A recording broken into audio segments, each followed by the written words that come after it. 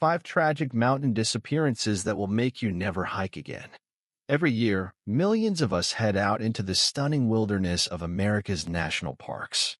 We go looking for incredible views and a little bit of peace, but some people are never seen again. One was just a little boy playing a game with his dad, who stepped behind a bush and was gone forever.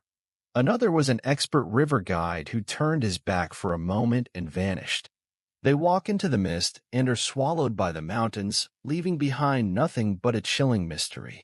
Today, we're looking at 5 of the most harrowing and unsolved disappearances in U.S. mountains, cases so strange, they will make you think twice about your next hike. There's a strange, unsettling feeling you can get in the great American wilderness.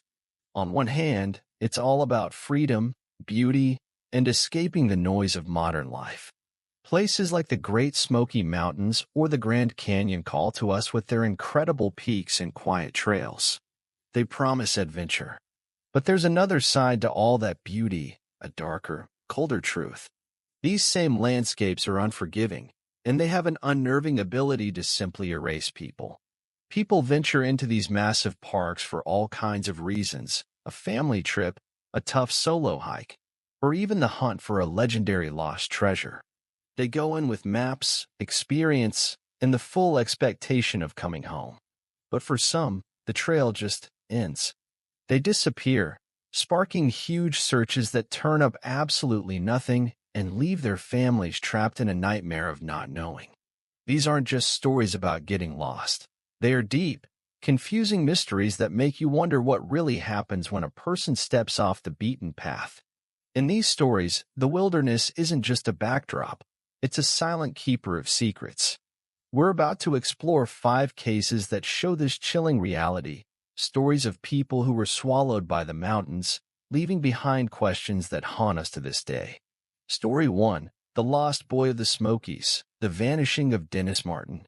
There are few things more terrifying than a child disappearing.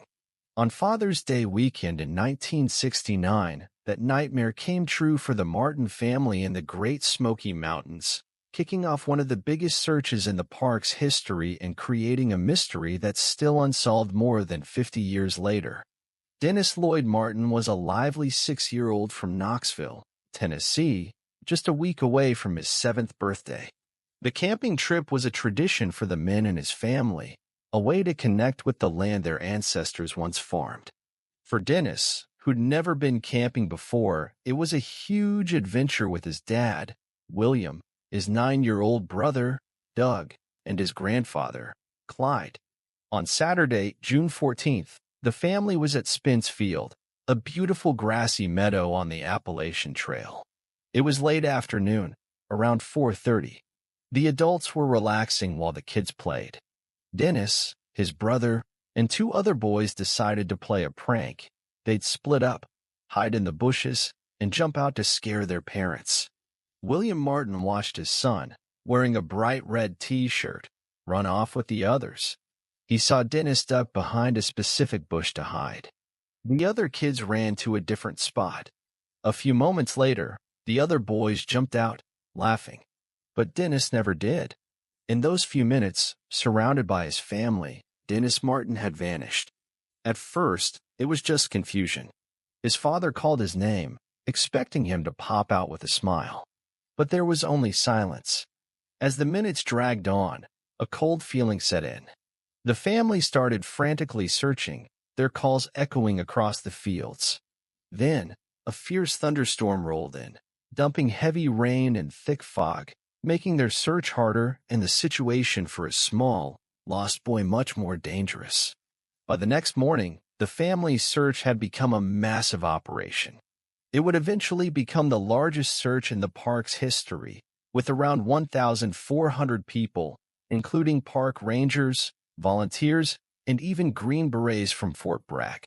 Helicopters scanned from above while teams on the ground covered a staggering 56 square miles. The public desperately wanted to help, but the flood of untrained volunteers may have actually hurt the search, trampling potential clues. Despite the massive effort, clues were almost non-existent. A set of small, bare footprints was found near a creek, making some think Dennis might have been swept away by the storm. But the trail went cold. A stranger, more disturbing clue came from a tourist named Harold Key, who was hiking with his family about 5 miles away. An hour after Dennis was last seen, the Key family heard an enormous, sickening scream. Soon after, they saw a rough-looking man running up the trail, carrying something over his shoulder. The FBI looked into it but ultimately couldn't connect it to Dennis's disappearance. With no body and no real clues, theories began to fly.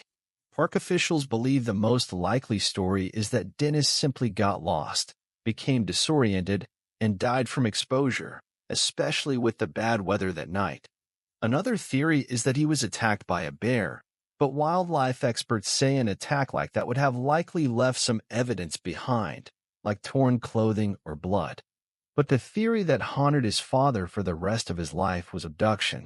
The idea that someone could have snatched his son from just yards away seems almost impossible, but the complete lack of any physical trace makes it feel frighteningly plausible.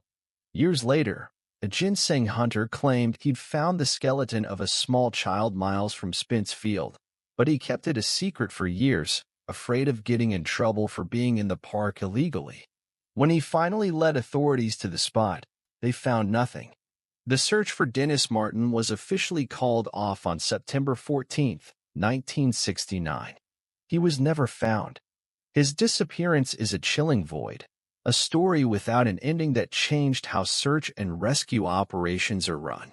But for the Martin family, it was a wound that never healed. How does a little boy in a red shirt, playing a game, simply cease to exist? The mountains know the answer, and they aren't talking.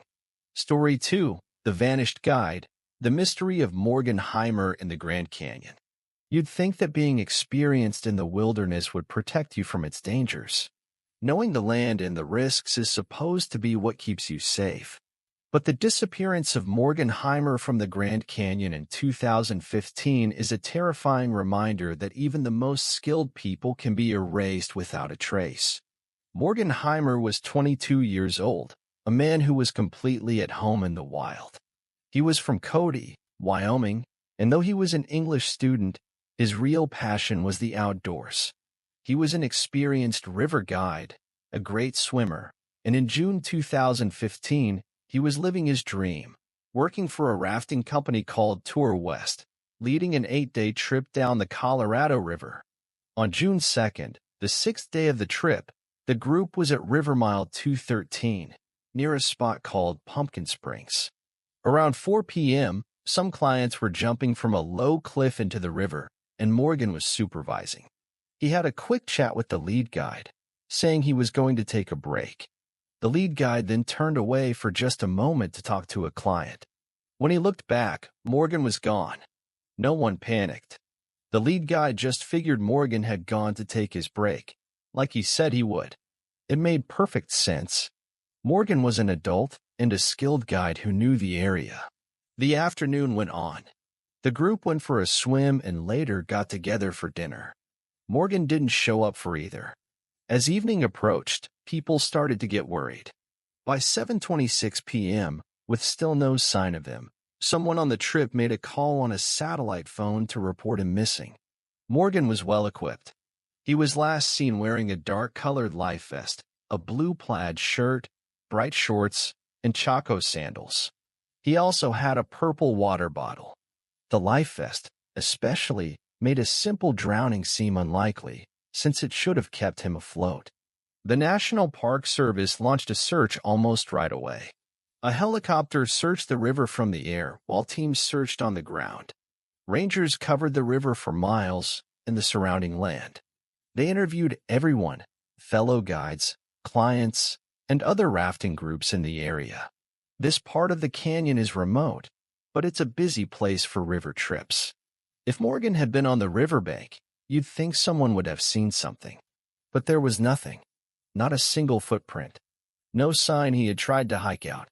Not his bright shorts, not his life vest, not his purple water bottle.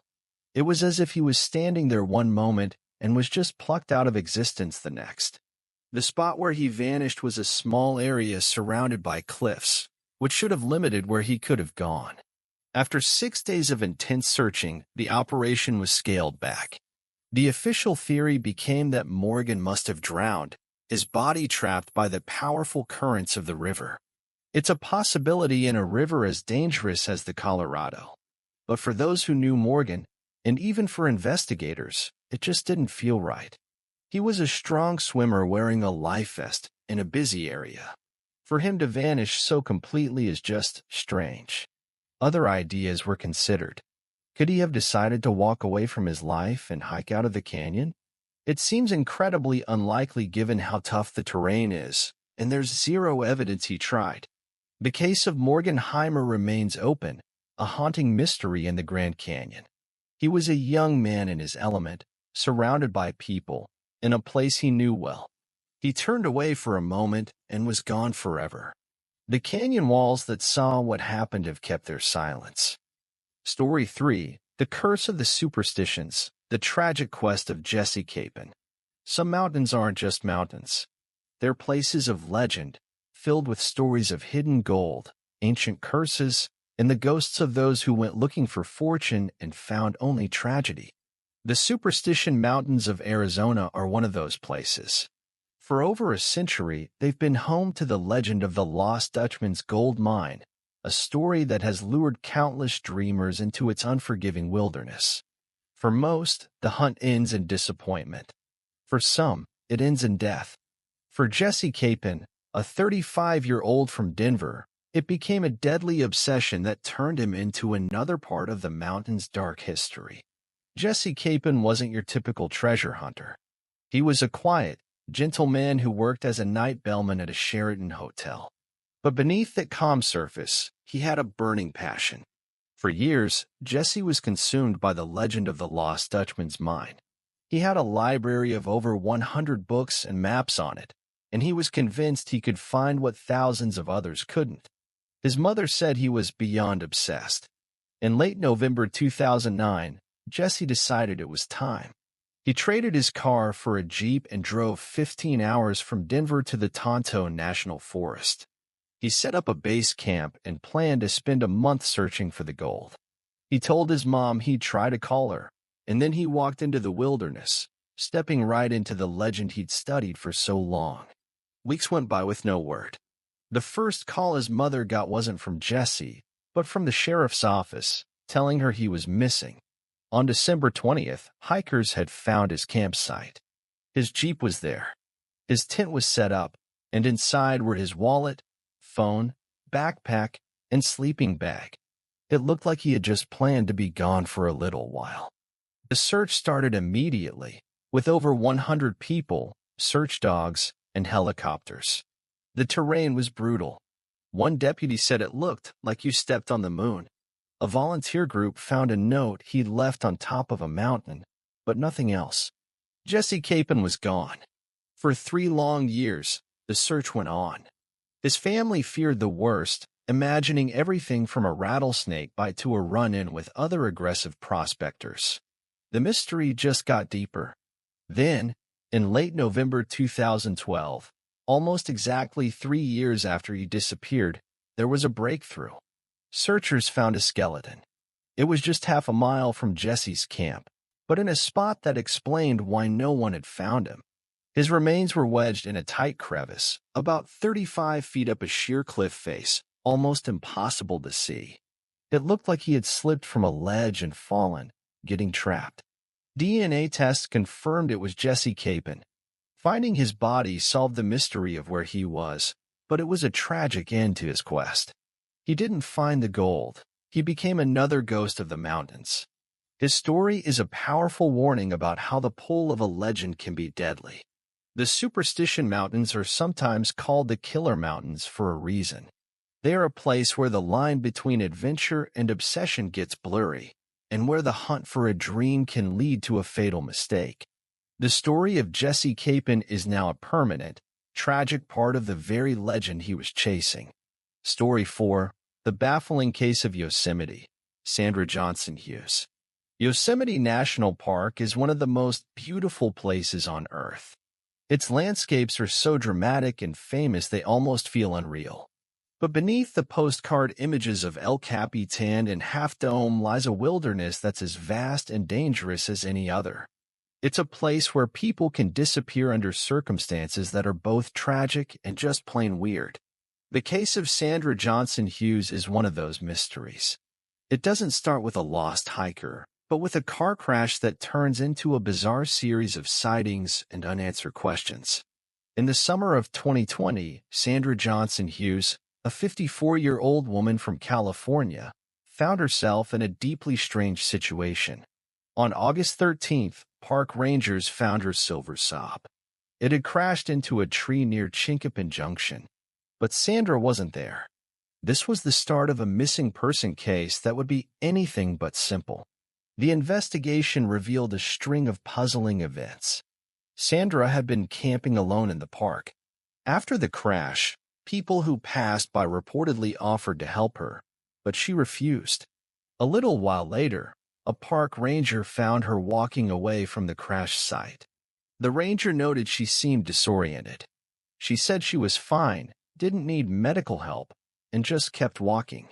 That was the last confirmed time anyone from law enforcement saw her. The search for Sandra began, focusing on the rugged, forested area around the crash. Search teams with dogs and helicopters scoured the region, looking for a woman who might be injured and confused. What makes Sandra's case so baffling are the unconfirmed sightings that followed. People reported seeing a woman who looked like her in the days after her car was found. One report placed her miles away from the crash site. Another mentioned seeing a woman who looked like her resting near a bridge. These sightings, though never confirmed, paint a picture of someone moving through the huge park, maybe in a state of confusion, always just out of reach. The most frustrating part of this case is the lack of real evidence. Her car was found, but she was gone. She was seen, but then she vanished. Did she suffer a head injury in the crash that made her wander off into the wilderness? It's a strong possibility. The trauma from an accident can easily cause disorientation and bad decisions. Still, other questions remain. Why did she refuse help more than once? Her family has been left in an agonizing limbo, with no answers and no closure. Unlike cases where a hiker gets lost in the backcountry, Sandra's story started with a simple roadside accident that spiraled into a wilderness mystery. It shows how quickly someone can be swallowed by a landscape as huge as Yosemite, especially if they're vulnerable. Sandra Johnsen-Hughes is still a missing person, and her case is a haunting reminder that even on the well-traveled roads of our most famous parks, you can take a few steps into the trees and never be seen again. Story 5. The Mountain That Swallows People. Mount Rainier's Unsettling Record. Some mountains just have a reputation. They're known not just for their beauty, but for something much darker, the sheer number of people they seem to claim. Mount Rainier in Washington state is one such place. This colossal, glacier-clad volcano dominates the skyline, a breathtaking sight. But for those who know its history, it's also a place of profound danger. Over its long history, it has been the site of hundreds of fatalities.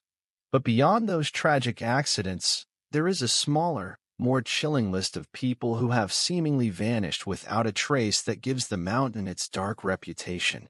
The disappearances on Mount Rainier aren't just one-off events. They form a disturbing pattern stretching back decades. While the treacherous terrain, with its deep crevasses, sudden storms, and avalanches, can explain many accidents, it can't explain everything. There are cases where experienced hikers and even park employees have disappeared under circumstances that just don't make sense. Take the summer of 2020, which saw a shocking spike in disappearances there. One of the most perplexing cases is that of Dr. Sam Dibble. Sam was 33, an anthropology professor, and an experienced mountaineer who had hiked in the Himalayas. He was not a novice. On October 9, 2020, he set out alone on the 17-mile Mother Mountain Loop. He was fully prepared with a tent, sleeping bag, snow gear, and a phone. He was supposed to be gone for one night. He never came back. The search for Sam Dibble was massive. Dozens of searchers, dog teams, drones, and helicopters with infrared cameras searched the area. The only thing they ever found was his water bottle. A storm had washed out a river crossing he needed to use, but no other trace of him or any of his gear was ever located. How does an expert hiker with full survival gear just vanish from a known trail?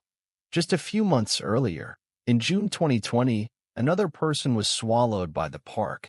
Vincent Jai, a 25-year-old student, was last seen on camera heading up the Van Trump Trail. He was wearing a tie-dyed shirt and carrying a small drawstring bag. Even with over 200 people joining the search, not a single clue to where he went was ever found. It's like he walked into the forest and was simply erased. These aren't isolated stories. The list goes on, a chilling collection of names all tied together by the mountain. Many of these people vanished in clear, mild weather from popular trails, sometimes just moments after being seen by someone else. The theories range from tragic accidents to something far stranger. Of course, many are likely victims of a fall into a crevasse, a medical emergency, or an animal attack. But the sheer number of cases where absolutely nothing is ever found fuels speculation. Locals sometimes say the mountain is out, meaning the clouds have cleared and you can see the peak. But the phrase has a double meaning, a quiet nod to the mountain's powerful and often deadly nature. Mount Rainier is a beautiful and deeply unsettling monument to the wilderness's ability to keep secrets. The people who walked into its shadow and never returned are a testament to that chilling fact. The stories we've looked at today are more than just sad tales. They're warnings from the heart of America's most beautiful and wild places. From the heartbreaking disappearance of a little boy in the Smokies to the baffling case of a guide in the Grand Canyon. From a treasure hunter's fatal obsession in the Superstitions to the unsettling mysteries of Yosemite and Mount Rainier.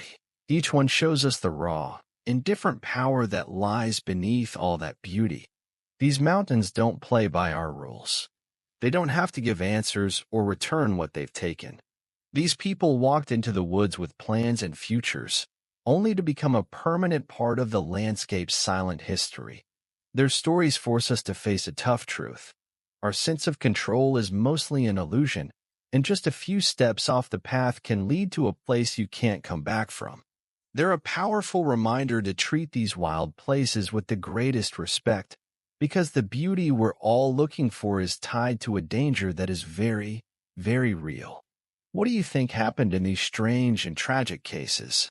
Was it just bad luck, foul play, or are there things at work in these mountains that we just don't understand? Let me know your theories in the comments below. If you found these stories as mysterious as I do, please like this video and subscribe for more explorations into the unknown. And importantly, if you have any information about any of these cases, no matter how small it might seem, please contact the National Park Service or the right law enforcement agencies. You could be the one to finally bring a family some peace. Stay safe out there, and never underestimate the wilderness.